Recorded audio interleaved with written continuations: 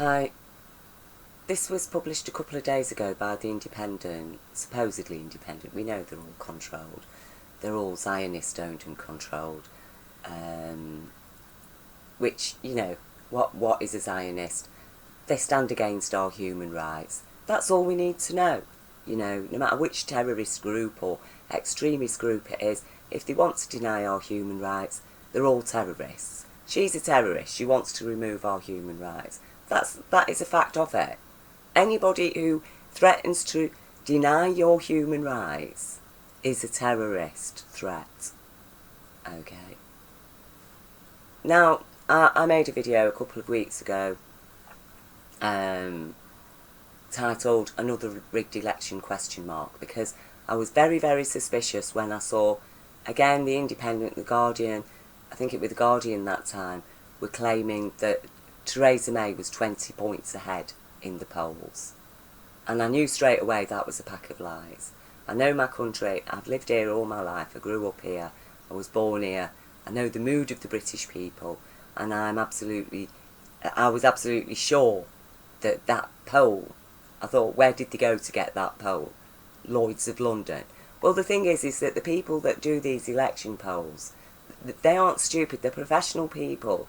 It's their duty to make sure they get a cross-section of society in order to give as fairly accurate reflection of the British public as possible.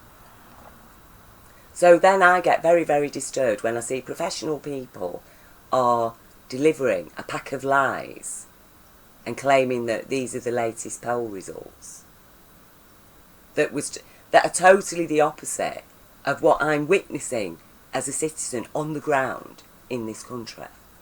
And that's why I made my video, to warn people of another rigged election, because we had lawful suspicions that David Cameron's election, and it is with the postal vote mostly, and people you know, using other people's votes. And, you know, it is a fact that David Cameron's government in 2013 asked the Electoral Commission to look into how there could be how electoral fraud could happen in the UK. Okay. That was May 13. And there we go. The postal vote. Postal vote. Political parties, candidates, canvassers and campaigners get to handle postal vote application forms and postal ballot packs. Do you see what I mean? So why would a government commission this report? Look at all the points that are raised here, do absolutely nothing at all about them, and then the next year hold a general election. Now that year they set up Russell Brand to be the fall guy, didn't they? You know, he got a 15-minute interview on Newsnight with Jeremy Paxman telling everybody not to vote. So when Cameron got back in, you know, everybody could blame Russell Brand, couldn't they? Oh, well, it was him, you know, telling them not to vote. But you see, this time, who've they set up to be the fall guy? The elderly. You know, they were trying to say, really, that's been a big propaganda thing about how the elderly are by majority going to vote Tory and the young people are all going to vote Labour. It's an age divide. You know, it's always with the divisions, aren't they? When I know for a fact that elderly people were the least likely to vote Tory, considering elderly people more than anybody are dependent on the NHS. So what? They're going to vote for somebody that basically is scrapping the NHS and our human rights with it. And all the, you know, the heating allowance. I mean, what she's done to elderly people have suffered more than anybody under the Tories. What? And we're being expected to believe that the majority of elderly people in Britain voted for her. That's a pack of lies as well. And that, again, makes me very suspicious. Because obviously when the mood of the people is very strong, and they know that, with Corbyn, and then he doesn't get in, or it's a close break, then they need to have reasons, don't they? You see, and it's like, oh, so if the amount of British people hadn't come out that they did yesterday to vote, it's very likely Theresa May would have won by a landslide due to the postal vote. And as I said in my thing, that's why I think she had the vote in June, because then they've got more reason to say, well, yeah, June, all our constituencies, most of them are away on holiday. You need to vote postal votes because they're going to be away on holiday during that period. Do you see what I mean? It is so they can validate the amount of postal votes. Now, what I would like to see is how many physical voters in Britain voted Labour. So if there was an overwhelming majority of the physical vote that voted Labour, and then we look at the postal vote and there's an overwhelming majority supported Tory, then we need to start asking some serious questions, and we need to examine those postal votes very, very carefully. Now, it's a very serious matter. It is a terrorist threat when you've got lawful suspicions about the validity of a general election. Because if that can be toyed and messed about with, so we get an opposite result of what the people of this country have really voted for, that's a terrorist threat. Okay? Now, we've had some terror events in Britain, regardless of whether people believe that they were a hoax, orchestrated hoax, or whether they were just, you know, whether they were real but still false flag events. We know they're all controlled by the intelligences of this world. We know that they all happen on their behest anyway. Okay? But at the same time, immediately, you know, she's talking about restricting the internet now. So what should we be doing with all these risks?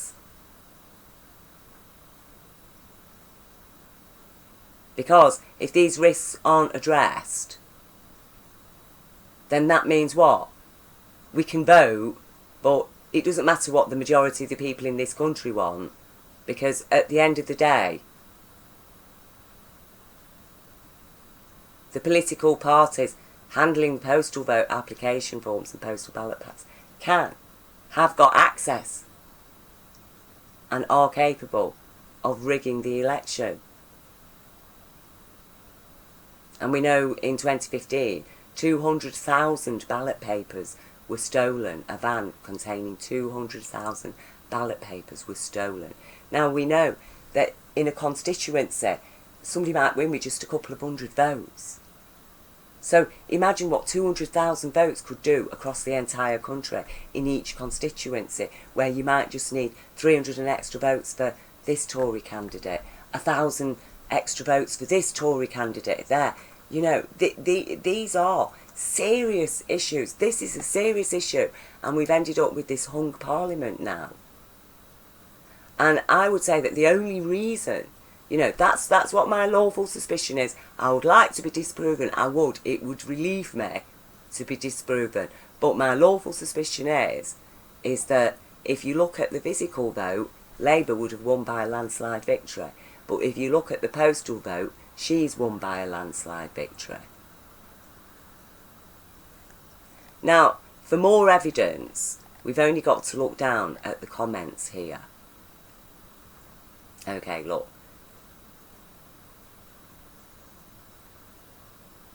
Give it up, guys. Corbyn will never be MP. Well, there's still a majority of the country that has some sense. 2 dislikes.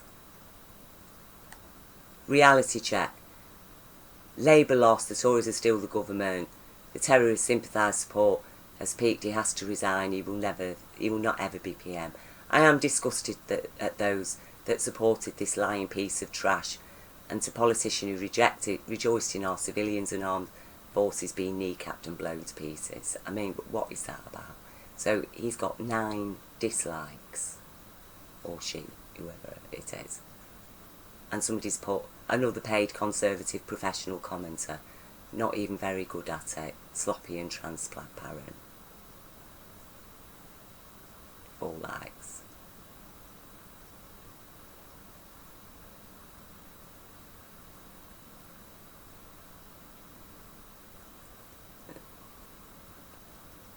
Nasty, hateful, right-wing propaganda machine, the Mail, the Express, Telegraph and Sun has failed with their disgusting lies and disgraceful personal attacks on Jeremy Corbyn. 13 pages the Mail ran with attacking Corbyn before the election, loathsome and repugnant, all of them. 13 likes. 3 likes. Isn't it heartening that 40% of people just completely ignored them though? Well, I'll tell you now, just looking at the likes and dislikes on this, and this is just one example.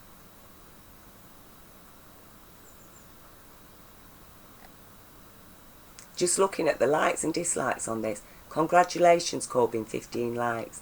May his days on this earth end soon, and he rots in the same circle of hell as Thatcher currently resides in. 5 dislikes.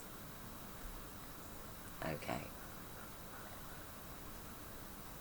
On her party, they should write she was crap. On her party gravestone, they should write she was crap.